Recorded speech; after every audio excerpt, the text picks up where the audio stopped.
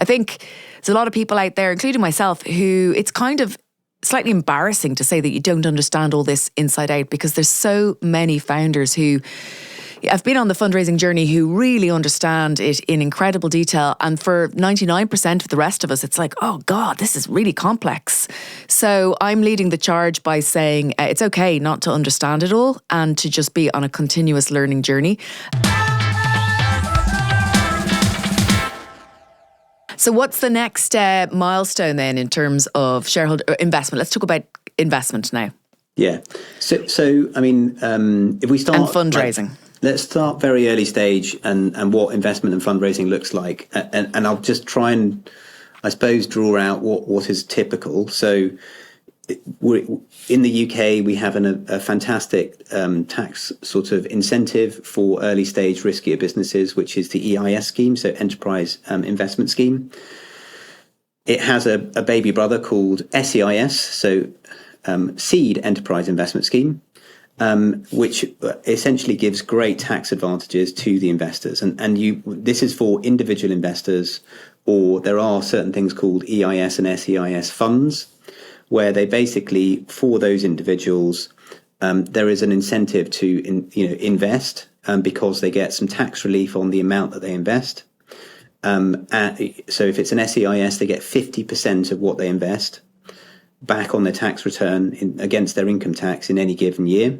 Mm-hmm. There are obviously limits and criteria around it. And then if they hold the shares for 3 years and the business is sold, after 3 years, it's entirely tax-free. Right? That's incredible. So it's a great incentive, and it's for individuals who are UK taxpayers. That it's so right. Normally for most businesses that we work with in the consumer space, because it's a capital intensive business and because you kind of need quite a lot of money up front to actually get things going, there is usually a fundraising round, and normally it's a seed round, which will be, benefiting from seed enterprise investment, which is capped at £250,000. You then go on to EIS, which is capped at 5 million. So if you're able to find the right networks of individual investors or EIS funds, then that's a significant amount of capital that you can raise, with sort of individual investors or funds who represent those individual investors.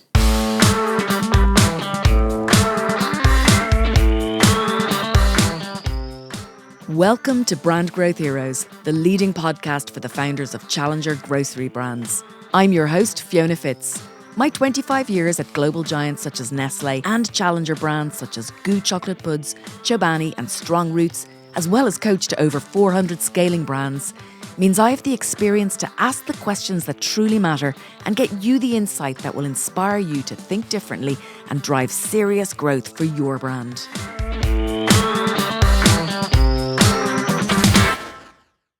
So let's talk about valuation then. Yeah. How do you go about valuing a business? How is a business valued at those early stages when they have sales? So that, unfortunately, I kind of have a view, but ultimately, the valuation to me is not. It's an art rather than a science, and what you've got to look at is sort of category. Growth potential, opportunity, and ultimately, the valuation metrics. You've kind of got to look across what other businesses have raised at, and that's very difficult information to actually get. So quite often, it's very much sort of thinking about a multiple of revenue or sort of categories like that, where you're kind of saying, okay, well, the benchmark is 3, 5, 6 times revenue, but that depends on what the investor base is thinking about in terms of that valuation. But ultimately, for early stage businesses, you've kind of got to look at, if it's pre-revenue, then it's very much what ultimately you can agree based on what you think the growth opportunity is. If it's got some revenue, then you're looking at a multiple of revenue. And when you pre-revenue or are you saying that this is the valuation of what the business would be worth if it sold right now or if it sold in the future? Well, the valuation you're agreeing ultimately today, if you're raising capital, is the value you're placing on the business. and the today, not in the future. But it is the value today, but it's based on future. It's based on future potential. Because I mean, potential. if you don't have any revenue and you sold that business the next day, it wouldn't get, No, 1 million or 6 million. But you wouldn't. But it wouldn't be saleable unless the IP was worth something. So if the intellectual property is worth something, or the idea is worth something, and somebody's willing to pay for that. So what you're really doing is you're valuing being in or being out. You're putting a value on being in on the journey or being out in the journey. Correct. Yeah, and I think that's the bit that it took a while for me to click on, because actually, can you really say it's the value of the business, like literally, if the business wasn't saleable on the market that day? So it's more. No, but that's. I mean, that's why it's confusing. Yeah, but look at lots of private companies that you're like, okay, so how's it valued at that amount, or ultimately, because there's no open market valuation. So if you go to a listed business, obviously, you can see what the trading price is, and you can see what the price per share is, and therefore that gives you a valuation for the whole business. For private companies where there is no open market, it's what the founders think it's worth and what the investors are prepared to invest at to get to that point. So there isn't really a benchmark. I mean, there are obviously benchmarks in terms of what other businesses have raised at, if you're able to find that information.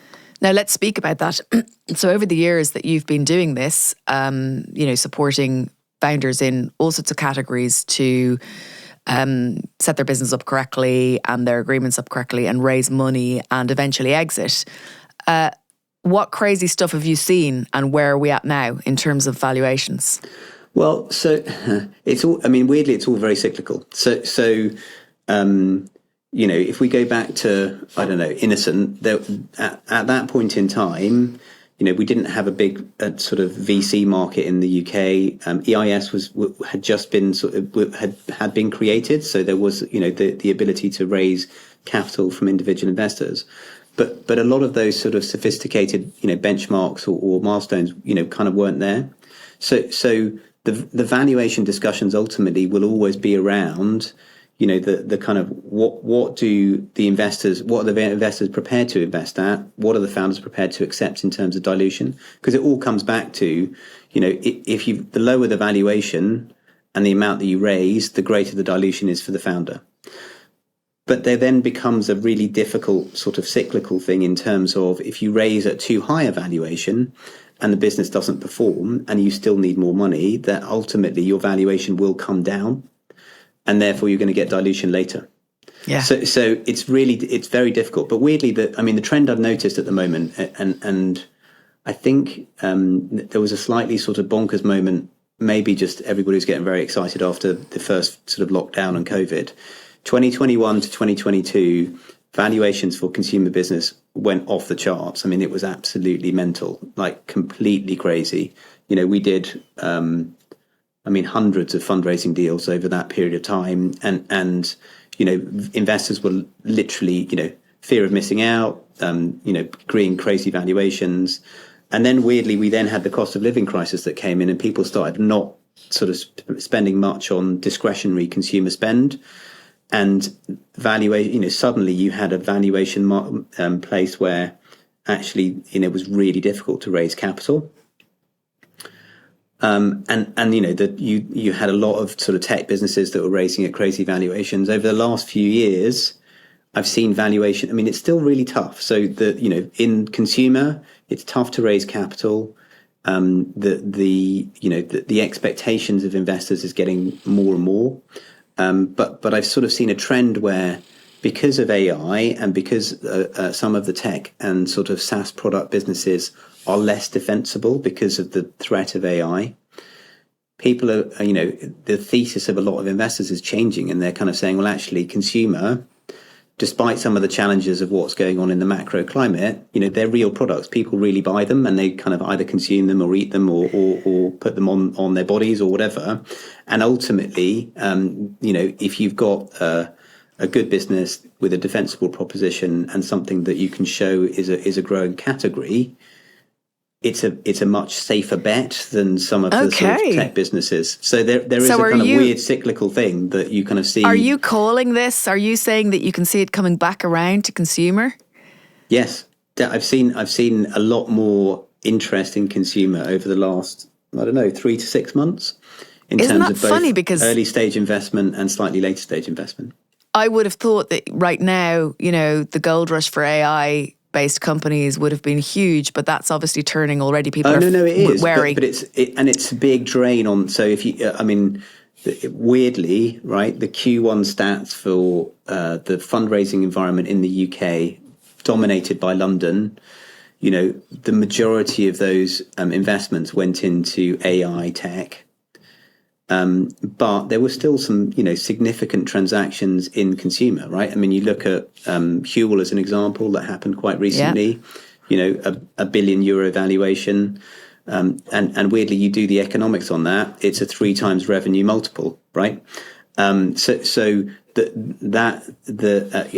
know, they haven't got a reported EBITDA for the stats they did in the deal off, but it's still, a multiple in M&A sometimes is also transferable to fundraising as well. Okay. So you can point a lot of these data points, and this is where AI could be very helpful, right? Is you kind of, from a valuation sort of perspective, is, you could get AI to do an analysis for you in terms of M&A transactions and fundraisings that have been announced, and see what the average valuation was, and that might help. Hey, just a quick word about Brand Growth Heroes partner, Joelson. So look, as a founder, you've got loads on your plate. Fundraising, shareholders, co-founders, co-manufacturing, product, NPD, you name it. Scaling is really complex, and the legal side of scaling can be really complex too. Who your legal partner is really matters, because it's not something we can afford to get wrong. That's why I work with Joelson. Joelson have worked with brands like Little Moons, Trip, Two Chicks, Grays, Costa Malika, and they've even advised the innocent founders on their sale to Coca-Cola. And they still work with them today at Jam Jar. And for me, it's not just that they're brilliant at what they do, but they're also really good people. They care about founders, they care about doing things properly, and that really matters. And they're also one of the few law firms that's both B Corp certified and a member of 1% for the Planet.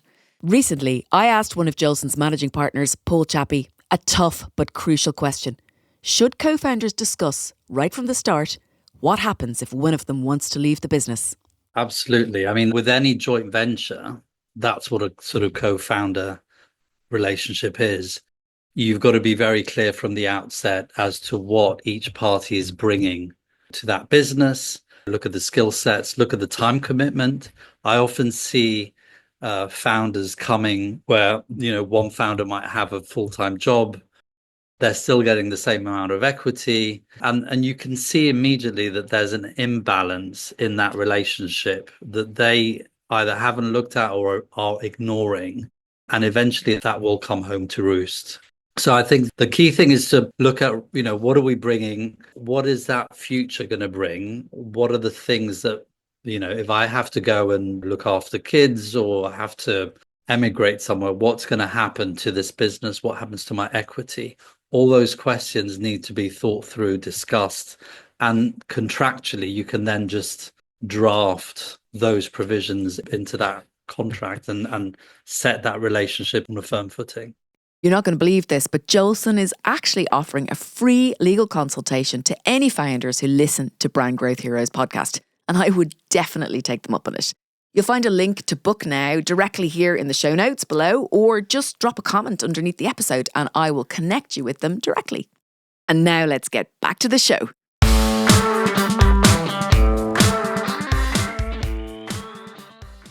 Speaking of AI, I run this community called Next Gen CPG, and we have 200 founders incredibly active. Actually, after this at 1:00, we have a lunch and share. Sorry, I'm now choking on my Brazil nut, Okay, which isn't a good thing, but we can leave that in, Jip. We don't need to panic about that. That shows that it's authentically a real interview and chat. Real. Right? Yeah. It's not real. AI generated. It's not AI generated. At 1:00, we are getting together today to share what we're working on. So I have a poll, and it's the most amazing group. I mean, it really is. And we say who wants to share what they're learning on. And depending on the conversations of the previous 2 weeks, we talk about something that's top of mind for everyone. At the moment, it's about organising your data, your library of what this company does. Like, for example, what's our brand book? What's our tone of voice? How do we deal with customer complaints, our HR policies, our supply chain agreements, everything? Where do you store it? Who has access to it? Now, that used to be a shared drive, but nowadays it tends to be Notion or Obsidian. And then it's like, how do you give access to different people based on different kind of permission layers to change documents, to not change documents, to use them, because basically if you are able to then work, if the company is able to work within, if an employee is able to work within that AI system, or within an AI system that is connected to that library of complete company knowledge and know-how, they're able to generate work, documents or marketing, assets or whatever that is on brand, on par with expectations. Okay, so that's the idea. And there's a lot of talk about, like, you know, how do you make sure that your data's safe? How do you make sure that everyone in the organization knows what they're allowed to use and what they're not allowed to use on company laptops these days? Or on their own, you know, once they're connected to the company system. How do we know what our company policy is on AI? Should we have one?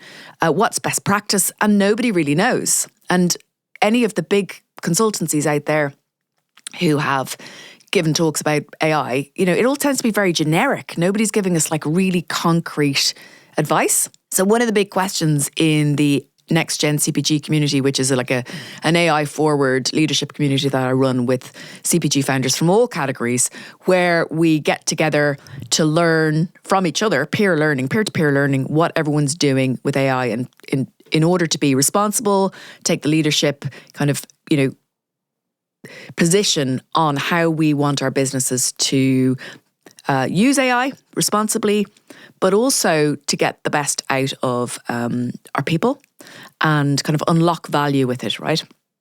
And one of the questions at the moment is all about how are you using, to each other this is, how are you using AI to package up your company knowledge, give the right access to the right people so that they can work inside the boundaries of that company knowledge and make sure that the marketing assets or the supply chain documents or the supply chain, agreements or whatever they're using the hive mind, right? And what's been agreed and signed off.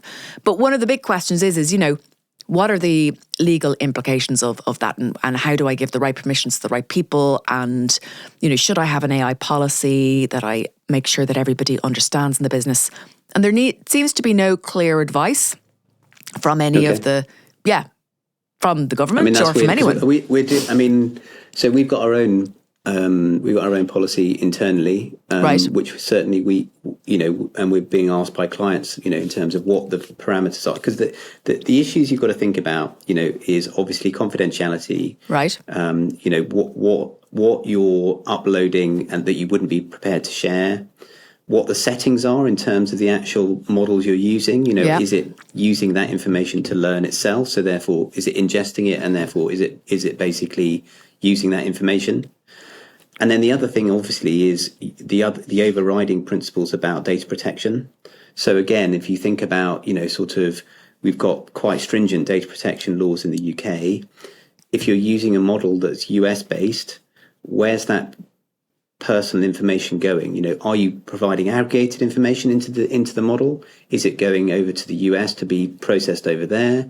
How does that work? You know, if you're using a Microsoft system, which ultimately, you know, through something like Copilot uses a form of ChatGPT, right? If it's within a Microsoft environment, ultimately it's going to be subject to the agreements you've already got signed up with Microsoft. So therefore it should be confidential. Yeah. Okay. So all of these things you've got to think through. Well, ultimately you've got to make some decisions about what goes into that policy. How does that get implemented within the business? How do you disseminate it? And then you kind of work through the permissions that you give to people in different categories, right? Yeah, but it's quite complicated, isn't it? Because if I have something linked to my MailChimp, and my MailChimp has, you know, 3,000-5,000 people on it, and then I'm using, I mean, am I breaking the law? Possibly. It depends how that works through, right? I mean, it depends what information is going into the model, and what you're feeding into whatever model you're using, or whatever chatbot you're using, and what personal information is then, kind of being used by that. I wonder, yeah. And so you've got to look at permissions within the model, where that model's located, how that then sort of works in terms of so there's quite a lot to think about. And what we've done here internally is we've got our head of IT, and one of the partners is, kind of leading the AI committee. We've got a policy that disseminates across the whole business. And ultimately, we still haven't deployed necessarily AI in sort of a live environment with clients, because we're still kind of experimenting to work out what's the right suite of documentation and suite of products that we're going to then use. Yeah. I mean, I wonder, what advice would you be giving to the scaling CPG brands that we work with, in terms of, should there be somebody who is responsible? Like, what are you saying? Someone should be responsible leading on it, and what should they be looking at? I definitely would have a project. It's like any project. You have a project lead.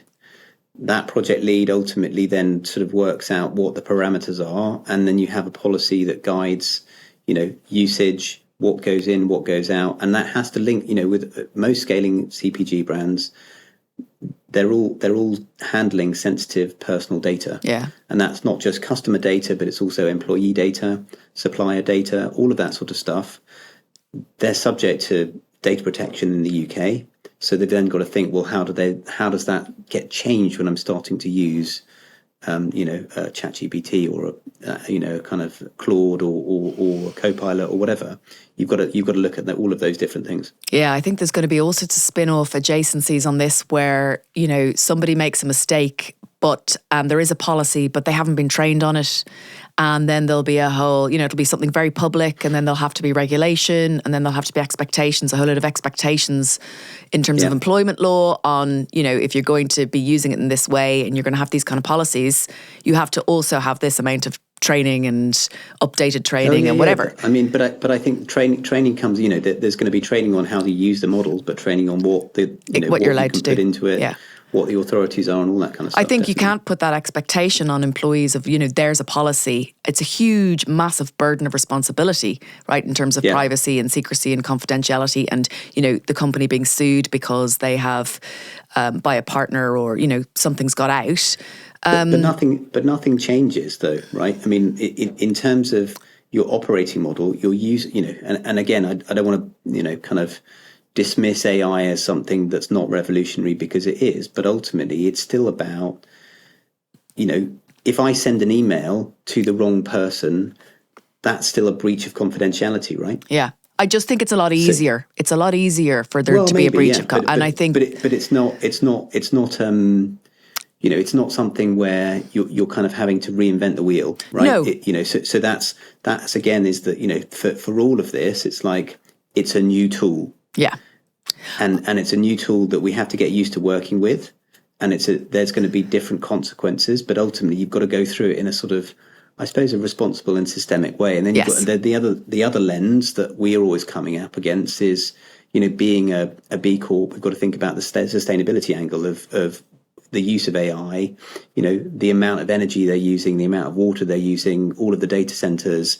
So the balancing act here is, obviously being able to use a new tool that's going to make things faster, more effective, and hopefully will enable us to deliver a better service to clients. But we want to make sure that we're doing that in a sustainable and responsible way as well. Yeah, I mean, that's something that we debate a lot in the group, and a lot of the feedback has been, or the links shared is, that actually on balance it is a very small amount of electricity and water compared to a zillion other things.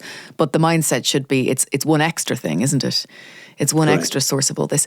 If you're getting value and insight out of the conversations we have with the founders and business leaders on Brand Growth Heroes podcast, then please follow, subscribe wherever you're watching or listening to the podcast, whether that's iTunes or Spotify or YouTube, or whether you're connecting with us on LinkedIn or Instagram. It really matters. It matters that you click that button. It matters that you comment. It matters that you engage. We love hearing from you. So write a comment, write a review on iTunes. Tell us if it's making a difference to you. Tell us if you like it. Thank you so much. Joelson is B Corp, which I always thought was, incredible for a law firm to actually go to become a B Corp. And I know that you personally, and as well as Paul, are really big into nature and the environment and the planet. Where does all that come from? I mean, on a personal level. Yeah, I mean, at a personal level, I think it's sort of part of my sort of belief structure in terms of, I live in central London, so I mean, I'm lucky I live next to a park, so it's sort of there's lots of greenery around, but I kind of went to school in the countryside, and so it's just something that I've always thought about. But I suppose within our professional lives, the whole concept of growing businesses, scaling businesses, and all that sort of stuff was kind of seen as something different from nature. And ultimately, for me, actually, maybe it's just sort of an age thing. I'm getting older, and kind of thinking about my legacy here, and also thinking about my children who are kind of the age where they're starting to think about their careers and professions. And actually, wouldn't it be cool to have all businesses who are really kind of thinking about sustainability, the impact that we have on the planet, and trying to be better workplaces, because so to me, B Corp kind of resonated quite strongly, not just from, kind of a personal values perspective, but also actually as a leader of this organization, making it a better place to work because we're responsible. We care about our employees. We want to, we care about our clients. We care about the planet. We also do need to make money because, that's part of being a business, but it's balanced, along all of that. And actually, it was really important, kind of as part of the evolution of this next generation of the leadership of the firm, which Paul and I are kind of leading, is very much about, we want to be a sort of seen as a kind of leader in this field in terms of ethics, values, and sustainability. It's incredible because the law, industry has always had a very different, I think the public has had a different perception of lawyers and London lawyers, and having known you guys for over 2.5 years now and worked with you for the last 18 months and going forward, I find it just so lovely because, I mean, you live and breathe it. Like, you partners with Blue Earth, right? Blue Earth Summit. Yeah. You do so much with that. What else? For us, it's sort of trying to find kind of values aligned partnerships and stakeholders that ensure that we're able to kind of deliver, kind of the work that we do for founders, not just so for me, part of this was also, it's a growth opportunity in terms of the sorts of businesses that are coming to this world are trying to solve problems. I've got one of those ocean bottles on my desk, right? That every time I refill it, it takes 5 plastic bottles out of the ocean. Those are the kind of businesses that I'd love to work with. They're consumer. They do partnerships with businesses, but they've also got within them like sort of sustainability and ethics at their core. Yeah. And we're. I think that is the direction of travel of the businesses of the future within consumer. You look at something like Ancient and Brave. So I've worked with Kate for the last sort of year or so. They're a 1% for the Planet member. They're a B Corp. They're setting up a foundation, to support female kind of initiatives in Africa. Those are the kind of businesses that it really inspire me. And I think, that weirdly, it started off with working with the guys at Innocent. It's like, it's not just about, kind of winning. It's about winning in an ethical and responsible way. And actually, in some ways, you kind of make slightly less money, but you feel good about, kind of some of the initiatives that you do. We work with a charity called City Harvest, who basically take surplus food from restaurants and hotels and supermarkets and redistribute them to food banks and to other charities. Those are the things that make me feel kind of like good in terms of it's great fun doing deals, but actually it's a much bigger and broader kind of aspect to the whole thing. Yeah, so we work with amazing charities like City Harvest, who sort of take surplus food from kind of restaurants and bars and supermarkets and redistribute them to other food banks or to other charities. And what's great is, it's a real partnership. So we can go there, like, I think once every couple of months. Wow. Which is amazing. And like actually help them sort of sort the food and deliver it. And it's kind of, it's a real, something that everybody looks forward to in the organisation. And we basically give everybody an additional day's holiday so they can go and do this sort of charity work on an annual basis. Yeah, it's been often actually that I would, email someone and get an out of office saying, I'm today out working, doing my volunteering. I mean, you guys do seem to do that a lot, so it's really wonderful.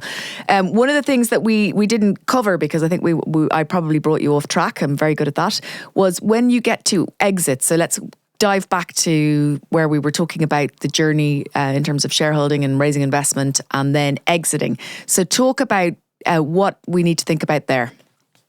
Yeah, so I mean, listen, there's never it's never too early to think about the kind of exit journey.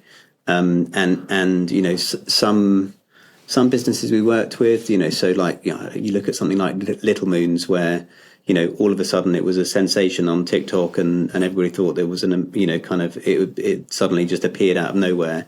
A lot of these businesses, they've been running for 10 to 15 years.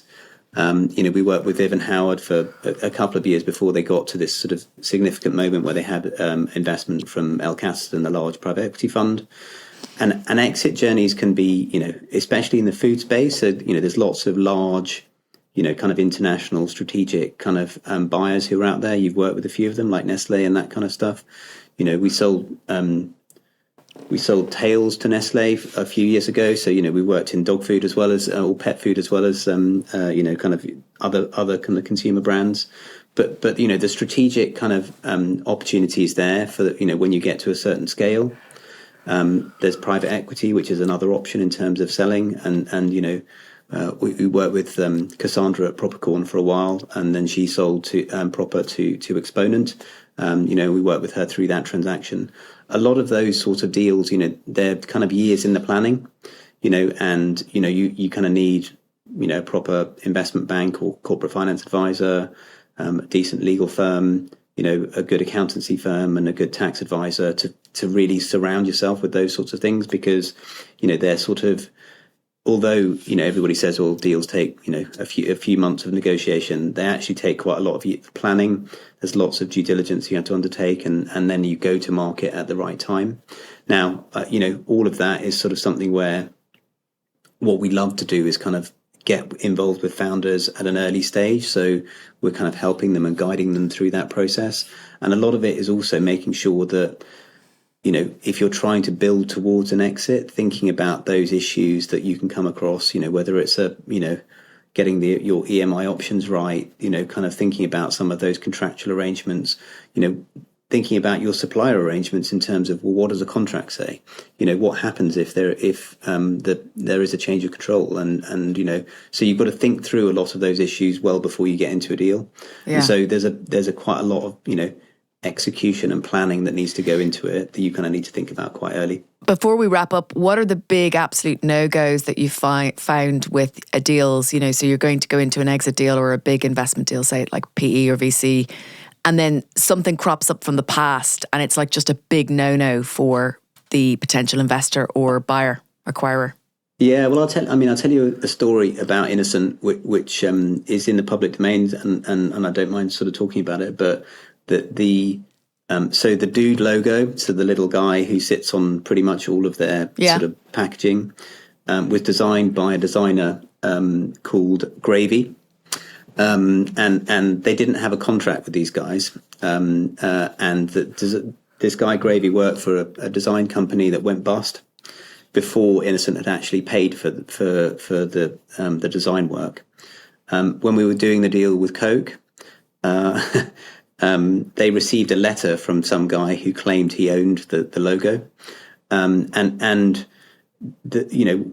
ultimately we were able to go. I mean, it took 6 years of litigation to actually get to a result where they confirmed that the logo was actually owned by the company.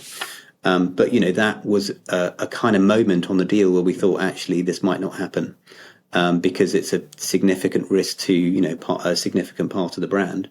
And the learning from that ultimately is, you've got to have your contracts right, especially when they're, significant parts of the brand, whether it's supply chain, whether it's your manufacturing agreement, whether it's your brand partnerships that you have, making sure that you own the things that you'll say you own. And especially when you're talking about consumer brand, which is, a brand, you've got to own all of your IP assets. And there are certain agencies out there who, unless you pay them, you don't own the IP. And sometimes you've got to look at their contracts to make sure you do own your IP. All good brand designers will say that, and actually, I mean, I know brand designers who will say, you don't ever own the IP unless you pay a release fee for it. Correct. You can, use the designs. Which you try and negotiate out quite early on. Yeah, which you should try and, but I think that's a good thing for everyone to listen to think about. Listen, Phil, thank you so much for coming on today and for bringing us through all of that step by step. I think there's a lot of people out there, including myself, who it's kind of slightly embarrassing to say that you don't understand all this inside out, because there's so many founders who I've been on the fundraising journey who really understand it in incredible detail. And for 99% of the rest of us, it's like, oh God, this is really complex. So I'm leading the charge by saying it's okay not to understand it all and to just be on a continuous learning journey. Thank you so much for coming on today. Thank you for being such a brilliant partner to Brand Growth Heroes, both the podcast and the mini MBA. God, we work so closely together now with Joelson. And I really love working with you and your team, whether that's your marketing team, your business development team, all of your lawyers, and you and Paul. You're, as we'd say back home, great crack. And that is the utmost compliment. So thanks again. We better sign off there, and I will see you soon. It's a pleasure. Thank you so much, Fiona. It's been an absolute delight. Brilliant. Take care. Bye. See you soon. Bye.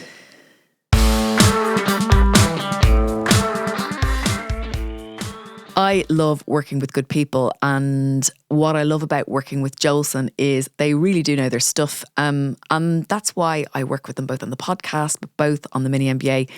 I loved understanding how they're thinking about AI in their business, and that they're helping so many other businesses out there implement the right type of thinking and policies around AI in their business. And I also love learning that, it's an art, not a science, valuing a company. I hope you enjoyed that. Just a note to say that, I think legal support is a bit like anything. You can do, you can create your own ads, or you can get someone who's got 20,000 hours of ad creation and creative to do it for you. You can try and design your own packaging, or you can get someone who's got 20,000 hours of packaging design muscle memory to do it for you.